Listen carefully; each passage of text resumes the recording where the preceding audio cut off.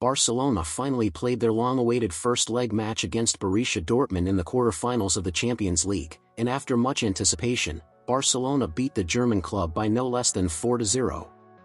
There were many eyes on Rafinha in this match due to the player's recent behavior, where many claim that he was psychologically affected by the match between Brazil and Argentina. However, Rafinha showed that he has overcome everything and played an excellent match against Borussia Dortmund.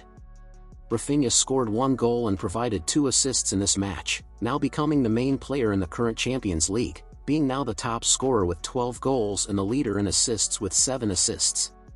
No other Brazilian player has achieved such good numbers in a single edition of the Champions League, and in addition, Rafinha is about to surpass Messi's numbers in the competition, so without a doubt Rafinha is on the right track to win the next Ballon d'Or.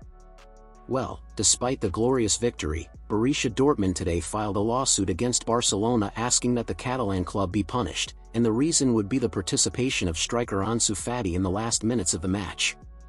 With just a few minutes left in the match, Lamine Yamal asked to leave and gave Ansu Fati the opportunity to play since the player had not played in 3 months. However, Borussia claims that the player could not have a player since Barcelona broke an irregularity rule.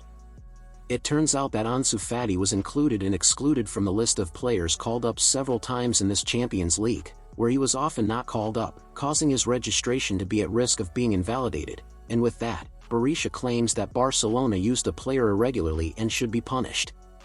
Well, I honestly believe that nothing will happen in relation to this, and that in fact they just don't know how to deal with the defeat. With the victory, Barcelona is practically already qualified for the semi-finals and has Bayern Munich and Inter Milan as possible opponents in the next phase of the competition.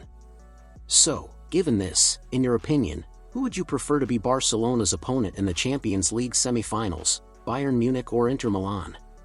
Tell me here and I'll be reading your comment. See you in the next video.